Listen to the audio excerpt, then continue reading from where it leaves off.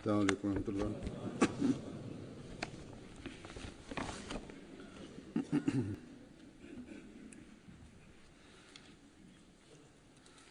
أشهد أن لا إله إلا الله وحده لا شريك له وأشهد أن محمدا عبده ورسوله أما بعد فأعوذ بالله من الشيطان الرجيم بسم الله الرحمن الرحيم الحمد لله رب العالمين الرحمن الرحيم مالك يوم الدين إياك نعبد وإياك نستعين اهدنا الصراط المستقيم صراط الذين أنعمت عليهم غير المغضوب عليهم ولا الضالين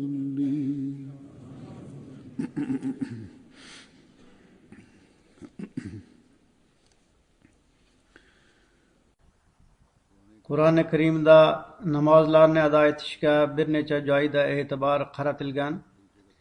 Ayrım joylarda namazlarını asrish to'g'risida buyruq bor.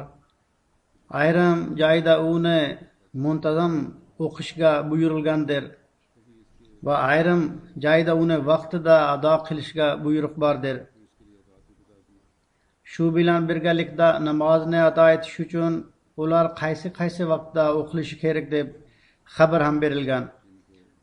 Ularga mo'min bo'ysunib amal qilish kerak. Al-qissa namozlarni ado etish va ularning fazilati haqida Alloh taolo taqror tavsiya qilgan. Eng ko'pi shuki, inson yaratilishining ko'zlangan maqsad ibodatginadir. Alloh taolo marhamat qilganidek va ma xalaqtul jinna val insa illa liya'budun. Ya'ni jinnu insni yaratishdan maqsad faqat ibodatdir. Biroq inson bu maqsadni tanimaydi va undan uzoqlashib ketgan. Hazrat Masih Maud alayhissalom bir joyda marhamat qiladilar. Alloh taolo sizlarni yaratishingizdan haqiqiy maqsad shu qo'yganki, sizlar Alloh taolaga ibodat qilsangizlar. Biroq bu haqiqiy maqsadni qo'yib turib, hayvonlardek hayotning maqsad muddaosini faqat yeb, ichib, uxlashdan iborat deya tushungan kishilar Alloh taolaning fazl marhamatidan uzoqlashib ketadilar. Va Alloh taolada ular uchun mas'uliyat qolmaydi. Demak, iymonga da'vogar kishi bu maqsad muddaoni amalga oshirish uchun to'liq e'tibor bilan harakat qilishlari kerak. Tokim Alloh taolaning marhamatlariga varislik qilaylik va Alloh taolo marhamatlarini hosil qilib turaylik. Va ibodatning maqsad muddaosi qanday amalga oshadi? Bunga islom bizga 5 mahal namozlarni ado etishga buyurgan. Bir hadisda namoz ibodat mag'zidir deb kelgan. Demak, bu mag'zga egalik qilib turibgina biz ibodat maqsadini amalga oshira olamiz. Bizning baxtliligimiz shuki, bizga ibodatlarning to'g'ri yo'l yo'riqlarini va ibodat nimaga qilishimiz kerak deb hikmatini o'rgatgan davr imomini biz qabul qildik. U alayhissalom qayta bir qancha joyda o'z jamoatining e'tiborini namozlarga qaratganlar. Buning tafsilotlarini aytib berganlar. uning hikmati va kerakligini bildirganlar. Toki biz namozlarimiz ahamiyatini tushunib, unda go'zallikni paydo qilib olsak. Hozir men Hazrat Masih Maud alayhissalomning bu mavzuga tegishli ayrim iqtiboslarini taqdim etaman. Ayrim hollarda havoning o'ta issiq yoki o'ta sovuq yoki kechalar qisqa bo'lganligi sababli ayniqsa fajr namozida dangasalik qilinadi. Umuman peshin va asr namozlari jam qilib o'qib olinadi. Yoki ba'zida ayrimlari ishlari bilan band bo'lganligi natijasida o'qimay qo'yishadi. Mayli havo shiddatli bo'lsin, kechasi uyquga to'lmasin yoki ish bilan band bo'lsin, shu sababdan odamlar namozlarni qoldirib qo'yishadi yoki ayrimlari biz namozlarni jam qilib o'qib oldik deydiganlar ham bor. Shu kunlarda bu mamlakatlarda namoz vaqti juda tezlik bilan orqaga kelmoqda va fajr namozida bir yarim saf ozayib bormoqda. Tashqaridan kelgan kishilar boisi ayrimda son ko'payib ketadi. Biroq mahalliy odamlar bunga e'tibor berishlari kerak.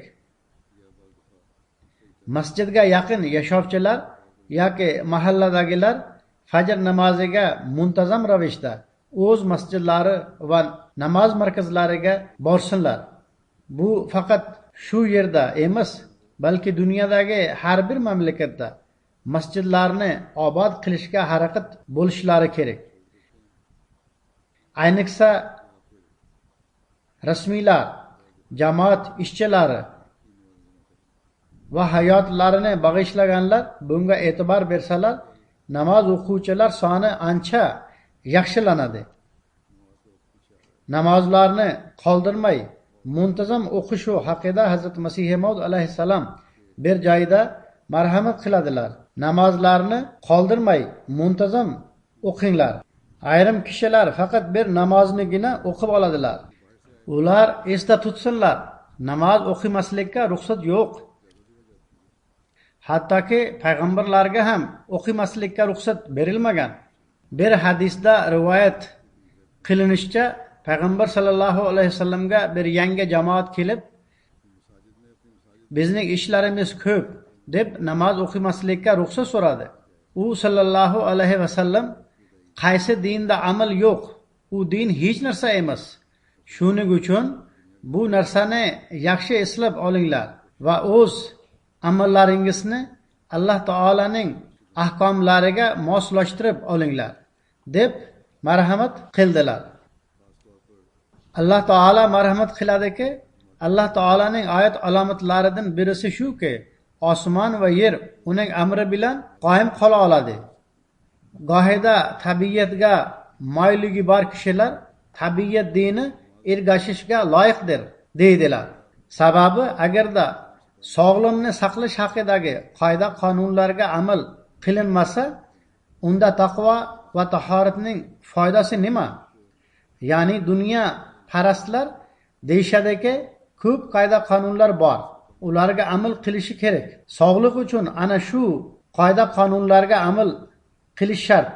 Agar bularga amal qilinmasa, sog'liq bo'lmaydi.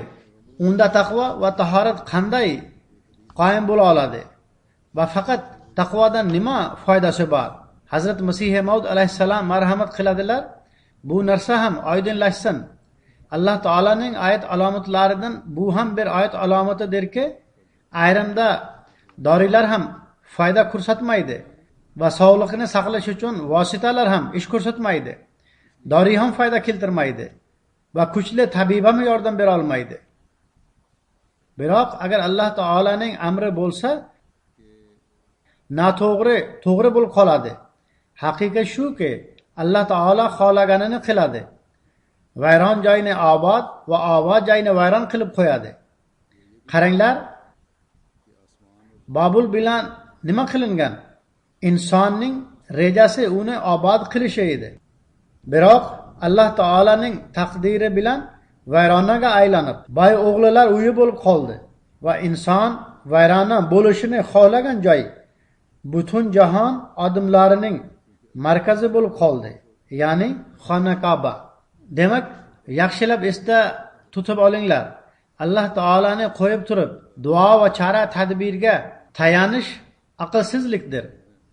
O'z hayotingizda shunday o'zgarishni kiritinglarki, u bir yangi hayot ko'rinsin. Ko'proq istig'for qilinglar. Dunyo ishlarining ko'pligi boisi vaqt topmaydigan kishilar eng ko'p qo'rqishlari kerak.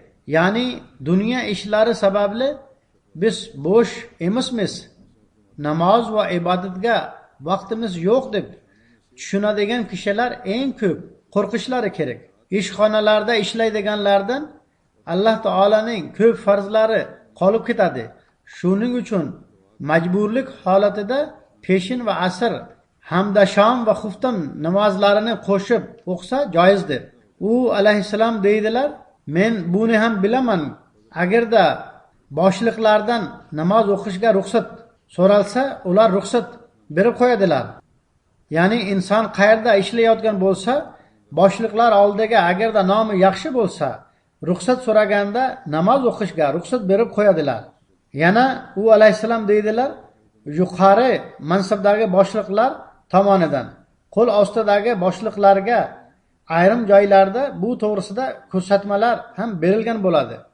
U alayhissalom deydilar, namozni tark etish uchun shunday o'rinsiz bahonalar nafsning kuchsizligidan boshqa hech narsa yo'q. Alloh taolaning haq-huquqlarida va bandalarning haq-huquqlarida zulm sitam qilmanglar. O'zlaringizga topshirilgan ishni to'liq ixlos bilan bajaringlar.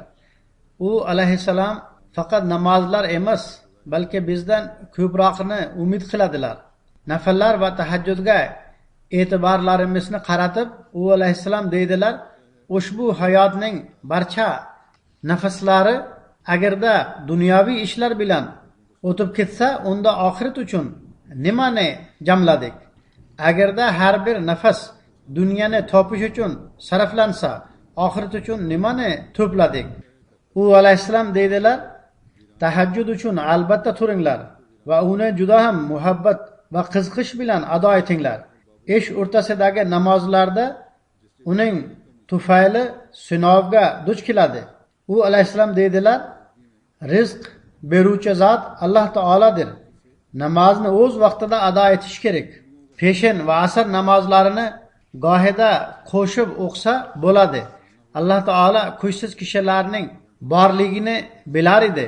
Shuning uchun bu imkoniyatni qo'yib qo'ydi. Biroq bu imkoniyat uchta namozni qo'shib o'qishda yo'q. Holbuki ishda va boshqa bir necha ishlarda jazo olib, boshliqlarning taqibi ostida qolishadi. Shuning uchun ular agarda Alloh uchun aziyatni tortsa, qandoq yaxshi. Nihoyat dunyoviy xizmatlar va dunyoviy ishlarda ham odamlar jazolanib qiyinchilik tortadilar-ku. Agarda biron bir marta namozlar o'qishga Alloh taolo uchun ozgina aziyatni tortishlik, bu foyda va manfaatdan bo'lib hech narsa emas. Demak, bir mo'min buni doimo esda tutishi kerak.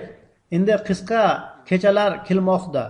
Na qisqa kechalar namozni ado etishdan to'xtatsan, na dunyoviy ishlar bilan band bo'lishlik bu ishga to'sqinlik qilsin. Demak, shu jihatdan doimo o'z nafslarimizni hisob-kitob qilishimiz kerak.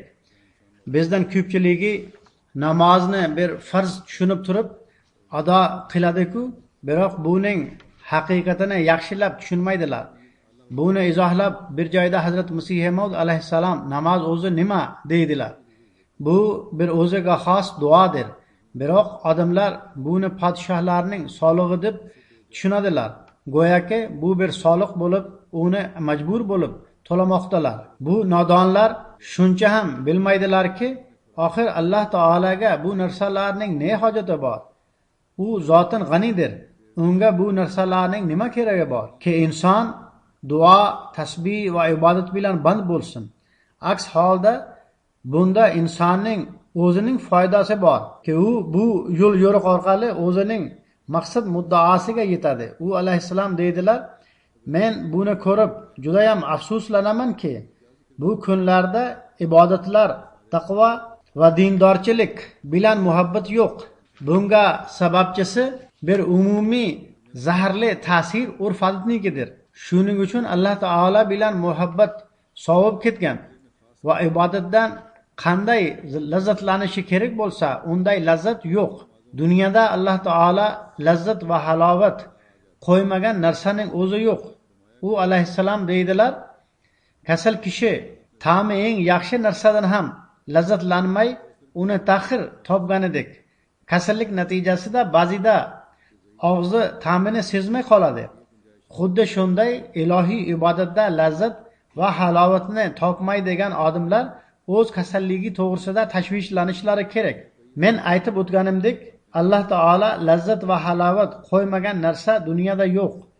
Alloh taolo odamlarni ibodat uchun paydo qilgan bo'lsa, unda ne sababdan ibodatda u uchun lazzat va halovat qo'ymasin? Bir tomondan Alloh taolo men faqat ibodat uchun yaratdim deb marhamat qilsa va ikkinchi tomondan unda lazzat va huzur ham qo'ymasin. U alayhissalom deydilar, lazzat va huzur bordir. Biroq undan lazzatlanadigan kishi ham bo'lishi kerak. Bundan lazzatlanadigan kishi ham bo'lsin. Alloh taolo marhamat qiladi va ma xalaqtul jinna val insa illa liya'budun. Chunki inson ibodat uchun yaratilgan. Shuning uchun ibodatda lazzat va huzur ham juda yuqori darajada qo'yilgan bo'lishi lozim. Buni biz kundalik kuzatish va tajribadan yaxshiroq tushunib olamiz.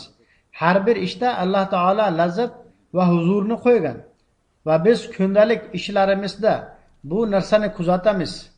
So'ngra deydilar, qaranglar, inson uchun paydo qilingan don va boshqa barcha yeyiladigan narsalar va ichimliklar nima bularda lazzat va halovat olmaydimi? Shirin taomlardan lazzatlanadi. Nima bu ta'm va lazzatni sezish uchun uning og'zida til yo'qmi? U chiroyli narsalarni ko'rib, mayli u o'simliklar bo'lsin, yo jonsiz obyektlar bo'lsin, yoki hayvonlar bo'lsin, yoki insonlar bo'lsin, ularni ko'rib huzur topmaydimi? Taomdan ham lazzatlanadi. Chiroyli narsalarni ko'rib ham ko'zlar orqali huzur oladi. Nima shirin ovoz orqali quloqlari lazzatlanmaydimi? Alloh taolo quloqlarni yaratgan. Shirin ovozlar quloqlarga yetganda qalb rohat topadi. Shundoq bo'lsa, unda ibodatda lazzat yo'qdir degan narsani isbotlash uchun yana bir dalilning keragi bormi? Alloh taolo yaratgan jami narsalarda lazzat va huzur bordir.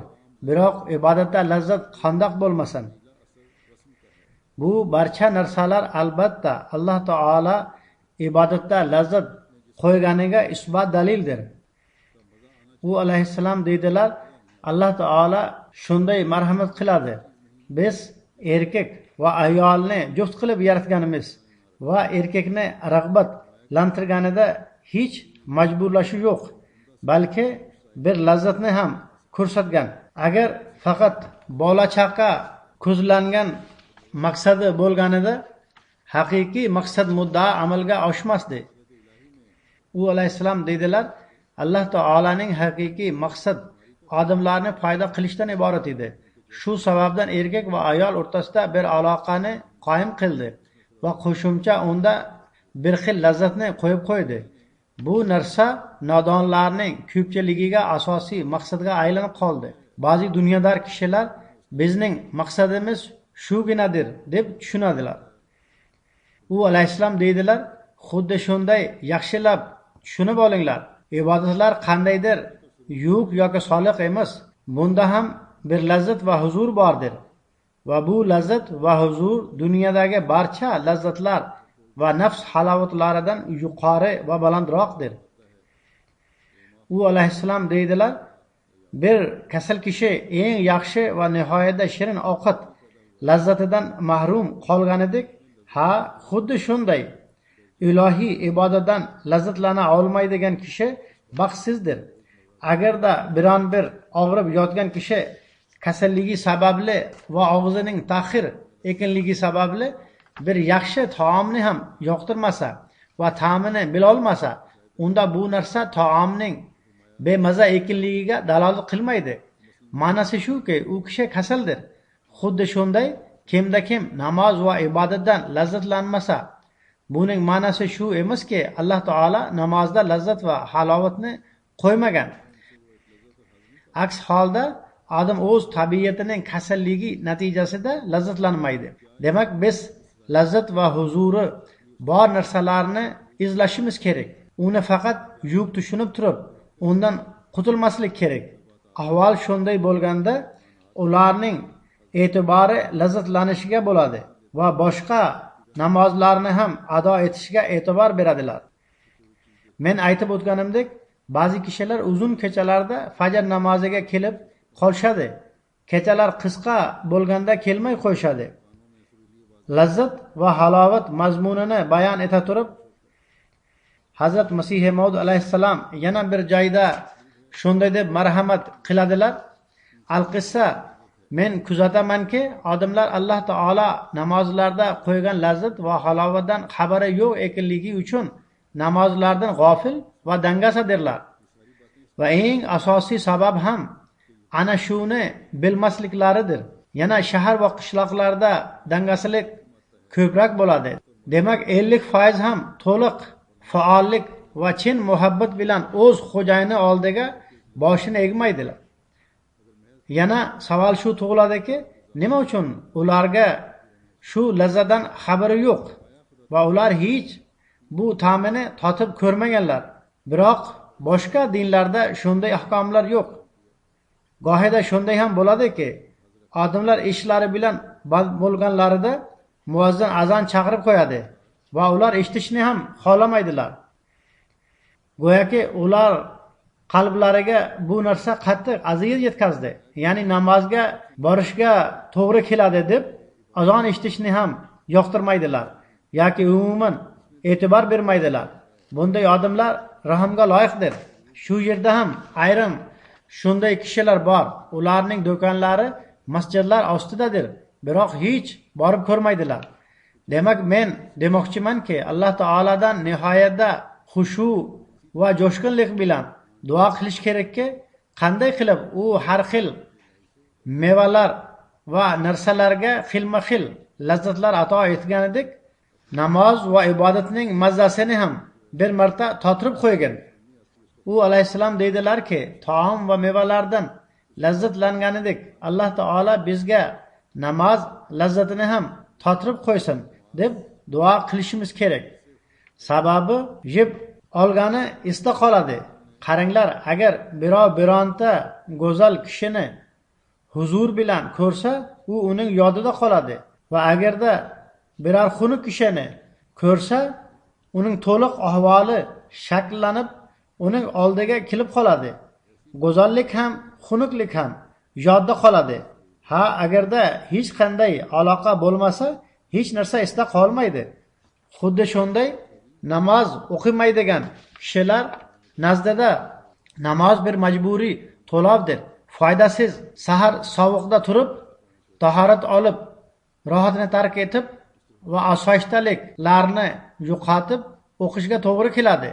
Haqiqiy narsa shuki, u zerikib ketgan. U uni tushuna olmaydi. Namozda bor lazzat va rohatdan unga xabari yo'q. Unda namozda lazzat qanday qolsin? U alayhissalom deydilar, men kuzatamanki, bir aroqxo'r mast kishi lazzatlanmaguncha ketma-ket stakon ichaveradi. Hattoki u mast bo'lib qoladi. Donishmand va solih kishi bundan foyda ko'tara oladi. Ya'ni mast kishining namunasi orqali bir aqlli odam foyda olishi mumkin. Ya'ni u namozni lazzatlanadimi, yo'qmi qoldirmay muntazam o'qiversin. Lazzatlanishga harakat qilsin. Alloh taoladan duo ham so'rasin va muntazam o'qisin. O'qib ketaversin. Hattoki lazzatlana boshlasin.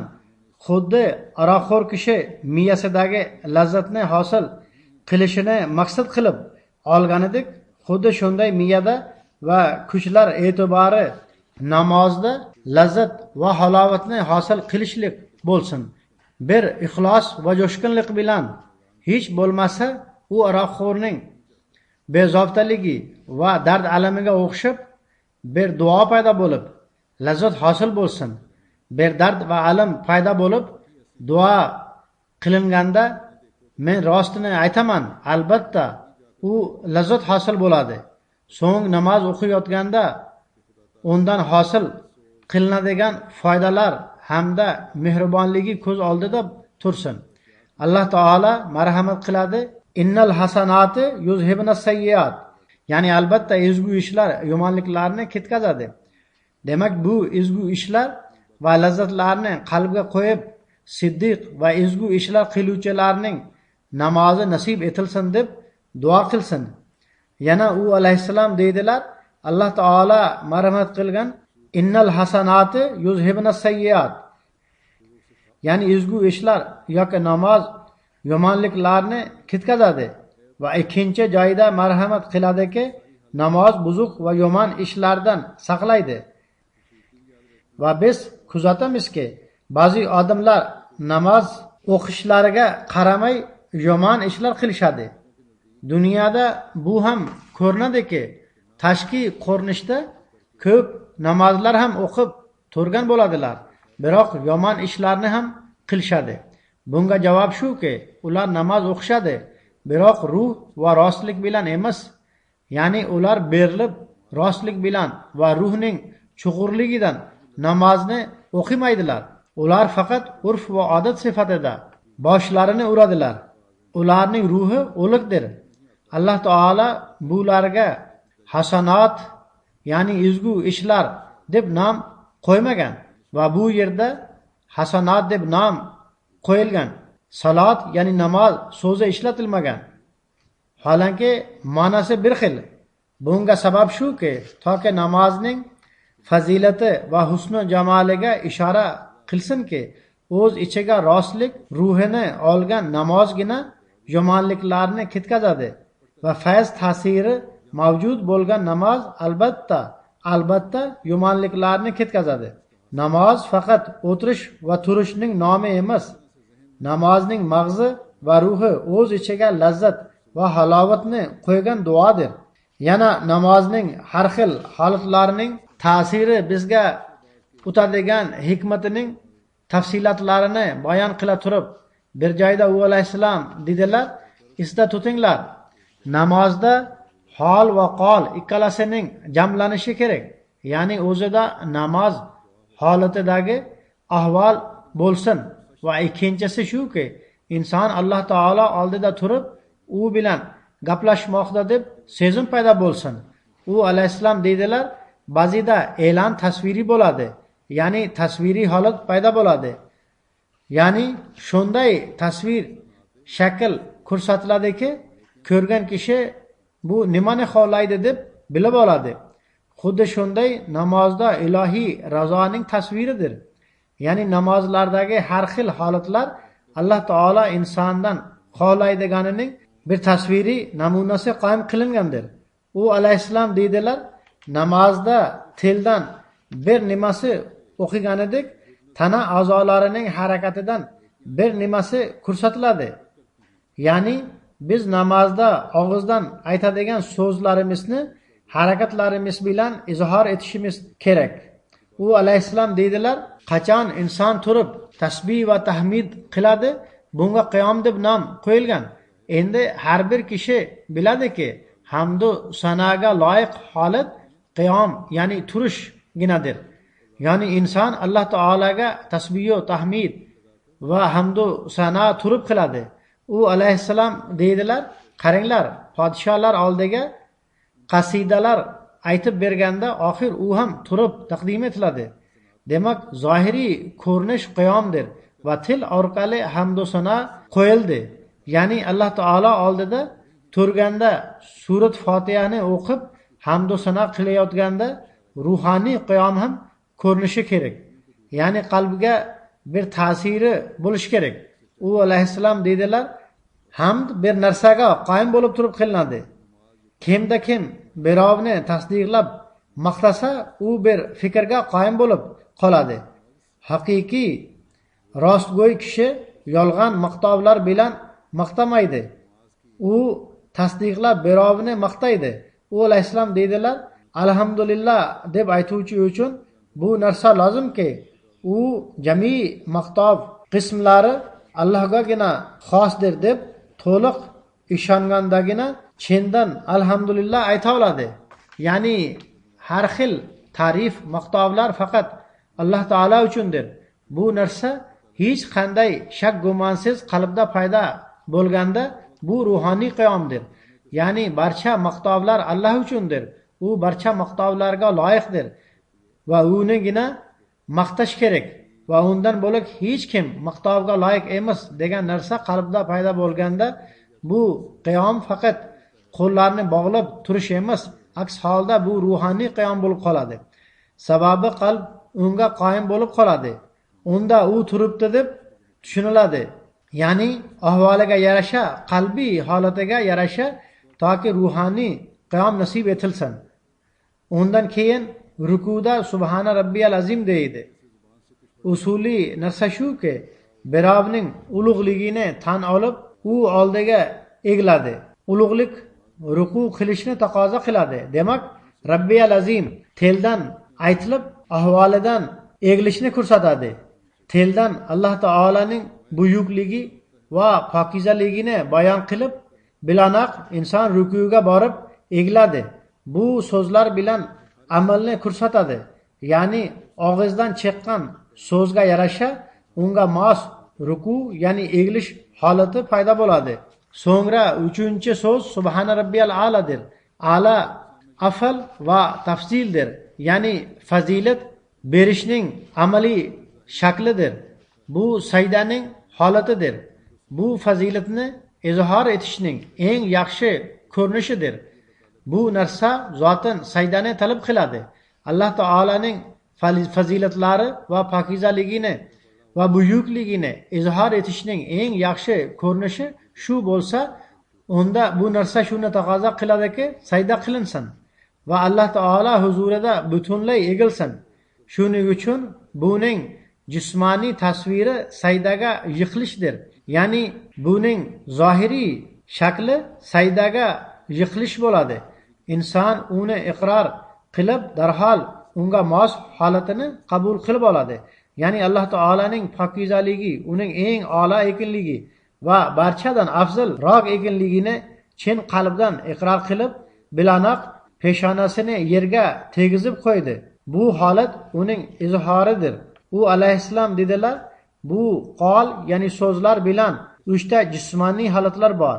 Bir tasvir uning oldiga taqdim etiladi. Har xilli qiyom ham qilingan.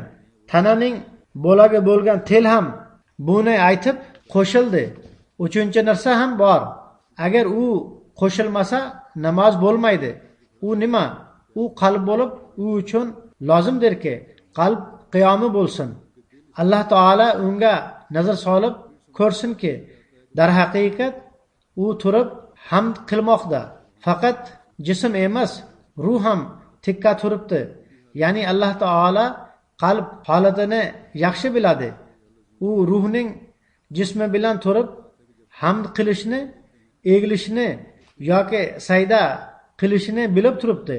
Subhana robbiyal azim deganida u ko'radiki, faqat buyukligini tan olmay, u bilan birgalikda egildi ham va u bilan birga ruh ham egildi. Yana uchinchi nazarda Alloh taolo huzuriga sajdaga yiqildi.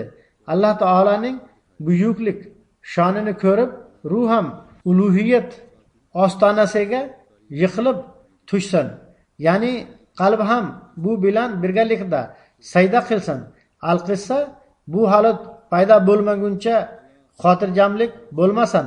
Sababi yuqimuna salatning ma'nosi ana shudir. Agarda bu holat qanday qilib paydo bo'lsin deb savol tug'ilsa, unda bunga javob shuki, namoz muntazam o'qilsin.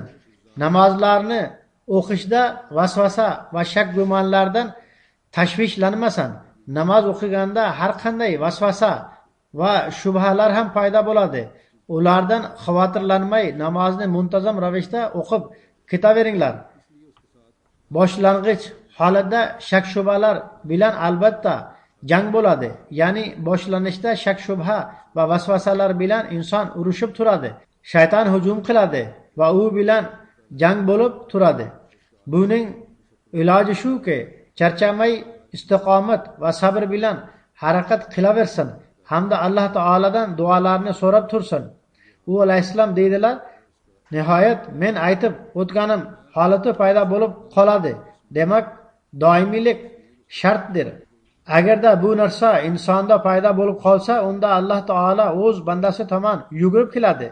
Undan keyin Alloh taolaning fazl marhamatlari ham nozil bo'ladi. Biroq ko'pchilik bu haqiqatni tushunmaydilar.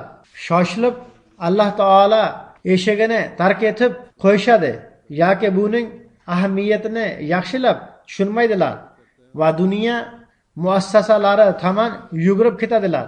Hazrat Masih Maud alayhissalom marhamat qiladilar. Bu narsani esda tutinglar. Asl ma'nodagi namoz duo bilan hosil bo'ladi.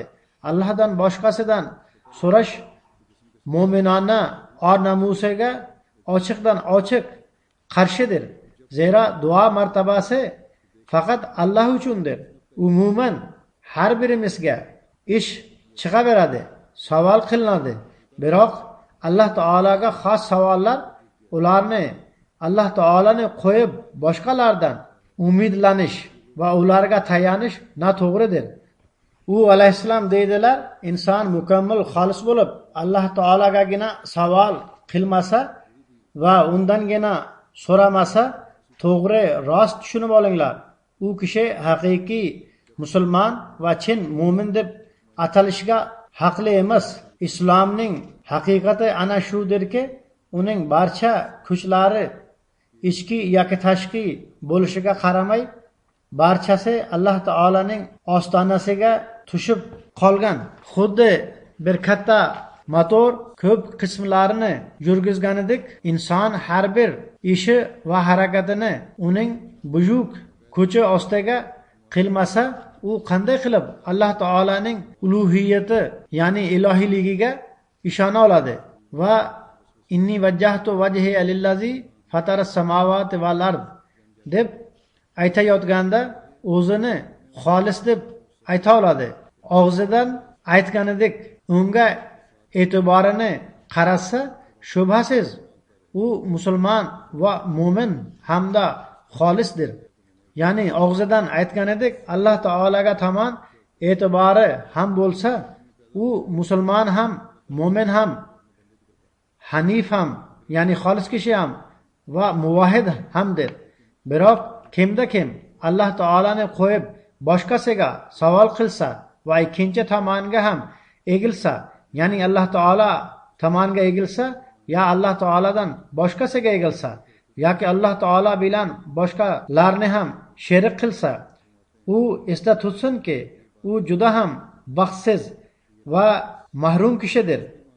Unga bir shunday vaqt kelib qoladiki, u og'zaki va xo'ja kursinlik uchun Alloh taolo tomon egila olmaydi. Ya'ni unda Alloh taolo undan uzoqlashib ketadi. U zohiriy ham egiluvchi bo'lmay qoladigan vaqt ham kelib qoladi.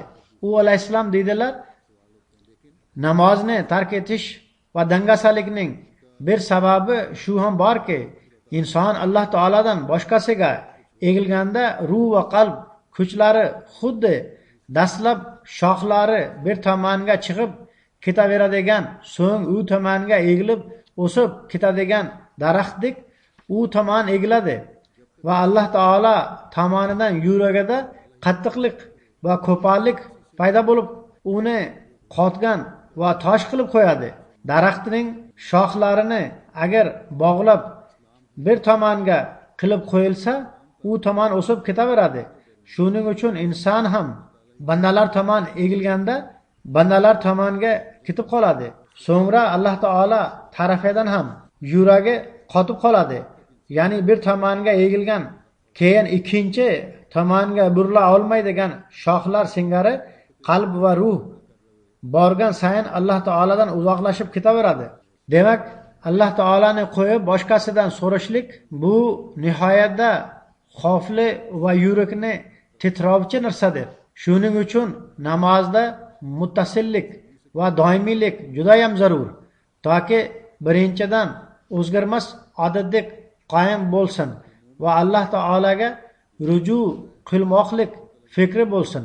So'ngra sekin u vaqt o'zi kelib qoladiki, qachonki inson barchasidan kesilib bir nur va lazzatga voris bo'ladi. Dastlab harakat qilib namoz o'qishga to'g'ri keladi. Sekin odatlanganida Alloh taolo tomoniga egilganidan keyin Alloh taolaning fazl marhamatlariga voris bo'ladi. U alayhissalom deydilar, men bu narsani yana ta'kidlab aytaman. Afsus, men Alloh taoladan boshqasiga murojaat qilishning yomonliklarini bayon etish uchun so'zlar topa olmadim. Odamlarga borib yalinib xushomadgo'ylik qilishadi. Bu narsa Alloh taolaning or namusini jo'shqinlantiradi. Zero bu odamlarning namozidir. Demak, u undan uzoqlashib, uni nari tashlab yuboradi. Men buni juda sodda so'zlar bilan bayon etaman. Holaki bu ish shunday emas, biroq yaxshiroq tushunib olsa bo'ladi. Bu gaplar shunday emas, biroq tushuntirish uchun bir dunyoviy misolni keltiraman. Xuddi bir or namusli erkak o'z ayolining birov boshqasi bilan yotganini ko'rishni g'ayrati taqozo qilmaganidek va xuddi shunday ahvol ham paydo bo'ladiki, u fosiq ayolni qatl etishga loyiq deb tushunadi. Ayrim kishilar shunaqa ham bo'ladilar. Demak, u alayhissalom deydilar, bandachilik va duo faqat uning zotiga maxsusdir. Ya'ni bandachilik va duo faqat Alloh taolo uchun bo'lishi kerak. Zero Alloh taolo birov boshqasini ma'bud qilinishni va chaqirilishni yoqtirmaydi. Demak, esda tutinglar, yana esda tutinglar. Allohdan boshqasiga egilish Alloh taoladan kesilishdir. Namoz va tavhid nimani aytsangiz ham, sababi tavhidning amaldagi iqrorining nomi namozdir. Bunda fanolik, kamtarlik ruhi va xolisona qalb bo'lmaguncha u barakasiz va foydasiz bo'ladi. Ba'zi kishilar biz ko'p yig'ladik, ko'p namozlar o'qidik, biroq hech narsaga erishmadik deydilar. Shunday kishilarning gapini yo'qqa chiqarib Hazrat Masih Maud alayhissalom deydilar, ayrim kishilarning fikricha Alloh taolo huzurida yig'lash yolvorishdan hech narsa topilmaydi. Bu butunlay noto'g'ri va yolg'ondir. Shunday kishilar Alloh taolaning vujudi va uning kuch qudrati sifatlariga iymon keltirmaydilar. Agar ularda haqiqiy iymon bo'lganda edi, ular shunday deyishga jasorat etolmasdilar. Kimda kim qachon Alloh taolo huzuriga kelib chin tavba bilan ruju qilgan bo'lsa, Alloh taolo doimo unga o'z fazl marhamatini qilgan. Birov to'g'ri aytgan. Aşık ki şud ki yar bahale nazar na kart. Ay xaja dard nist vagarna tabib hast. Yani mahbub nazar solmaydigan aşık qanaqa aşık? Ay janoblar, dardning o'zi yo'q. Bo'lmasa tabib mavjuddir. Sizda og'riqning borligi yolg'ondir. Alloh taolo sizlar uning huzuriga pokiza qalb olib kelishingizni xohlaydi. Shart faqat shuki, o'zlaringizni unga yarasha qilib olinglar. Bu juda katta narsadir. U aytgandek yuringlar va Alloh taolo huzuriga olib borishiga loyiq qiladigan o'zgarishni o'zlaringizda paydo qilinglar. Men sizlarga rostni aytamanki, Alloh taoloda ajoyib qudratlar bordir va unda cheksiz fazl marhamat va barakalar bordir. Biroq ularni ko'rish va hosil qilish uchun muhabbat ko'zini paydo qilinglar. Alloh taolo bilan haqiqiy muhabbat paydo qilinglar. U alayhissalom deydilar, agarda haqiqiy muhabbat bo'lsa, Alloh taolo duolarni ko'p eshitadi va qo'llaydi. Demak, biz o'z ahvollarimizni shunday o'zgartirishimiz kerakki, Xudo taolo bizni eshitsin. Alloh taolo eshitmaydi deb e'tiroz qiluvchilarning ko'pchiligi besh mahal namoz ham to'liq o'qimaydilar. Qandaydir dunyoviy mushkulga tushganda ularga namoz xiyoli keladi. Alloh taolo men shubhasiz eshitaman, biroq sizlar men ahkomlarimga ergashinglar deb marhamat qiladi. Har birimiz u Alloh taolaning ahkomlariga amal qiladimi deb o'zini sinab chiqsin. Agar Alloh taolaga nisbatan shikva bo'lsa, unda birinchi bu narsaga javob bersinki, Hazrat Masih Maud alayhissalom bir joyda yozganlarki, Alloh taolaning Qur'oni Karimda 700 ahkomlari bor. Bu 700 ahkomga amal qiladilarmi? Agar shuni musobaqalash kerak bo'lsa, unda u yerda ham musobaqalash kerak. Bu Alloh taolaning mehribonligidirki, bunga qaramay o'z bandalariga rahim qilib turib, kamchiliklarini e'tiborga olmaydi. Ularning ko'pgina gaplaridan ayrim duolarini eshitib oladi ham. Ayrim kishilar bor, ular shoyat muntazam ravishda namoz ham o'qimaydilar, biroq ularning ba'zi duolari eshitilgan. Demak, bu Alloh taolaning mehribonligidir. Qolaversa, Alloh taolo ularning duosisiz o'zining boshqa sifatlari tufayli ehtiyojlarini qondiradi. Demak, shikva qilishga hech o'rin yo'q. Bas biz Alloh taolaning buyruqlariga amal qilishimiz kerak va unga muvofiq o'z ibodatlarimiz, namozlarimiz va boshqa burchlarimizni ado qilishga harakat qilishimiz kerak. Hazrat Masih Maud alayhissalatu vassalam marhamat qiladilar, inson tavhidga mukammal qoyim bo'lmaguncha unda islomning muhabbati va azmati paydo bo'lmaydi. Namozning lazzati va halovati unga nasib etilmaydi. Bu shu narsaga asoslanadiki, yomon irodalar, nopok va iflos rejalar yo'q bo'lmaguncha menmanlik va dushmanlik uzoqlashib, fanolik va kamtarlik kelmaguncha Xudoning haqiqiy bandasi deb atala olmaydi. Komil bandachilikni o'rgatish uchun o'qituvchi namozdir. U alayhissalom deydilar, men sizlarga yana xabar beraman, agar Xudo taolo bilan chin va haqiqiy aloqani o'rnatmoqchi bo'lsangizlar, unda namozda qoyim bo'linglar.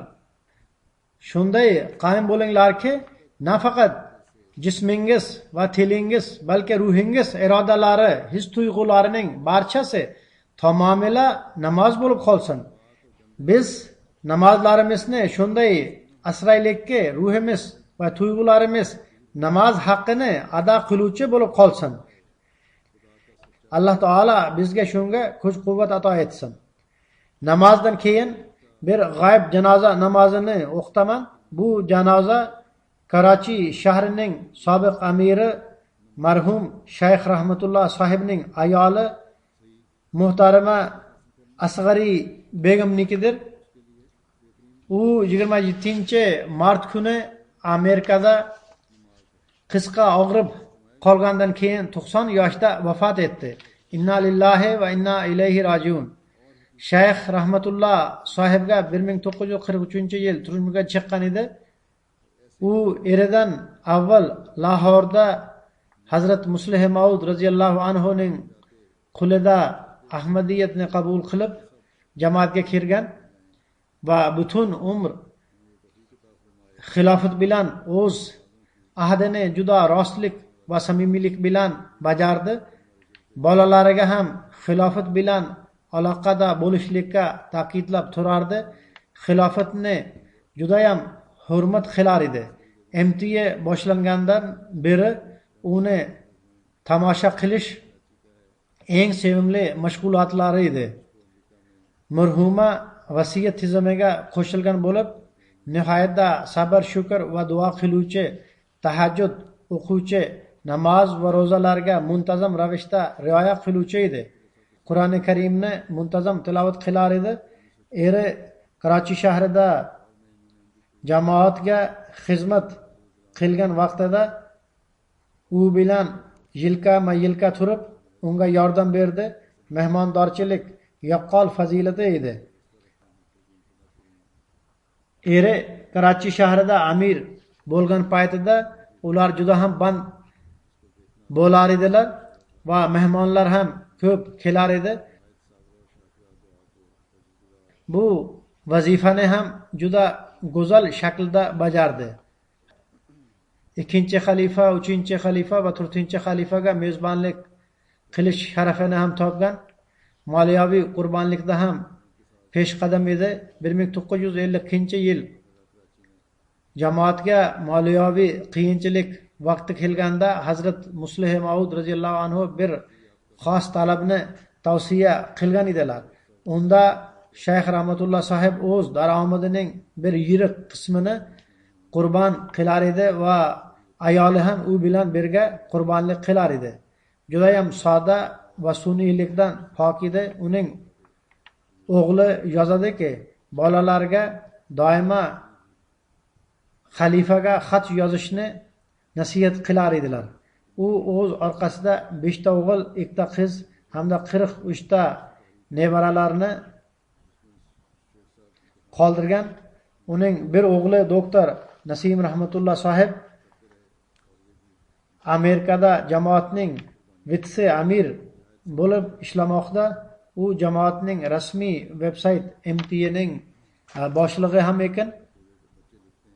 Shuningdek, uning kuyovi Rahmoniy sahib bu yerda yashab vasiyat kotibi bo'lib ishlaganlar va uning ayoli Jamila Rahmoniy ham uzoq muddat o'z to'garagida moliyaviy kotib va boshqa xizmatlar qilib turgan. Marhumaning bir o'g'li Farhatullah Shayx Pokistonda Faysalobod shahrining vitse amiridir. Alloh taolo marhumaning darajalarini yuksaltirsin va avlodlarini jamoat va xilofatni mahkam ushlab turuvchilardan qilsin.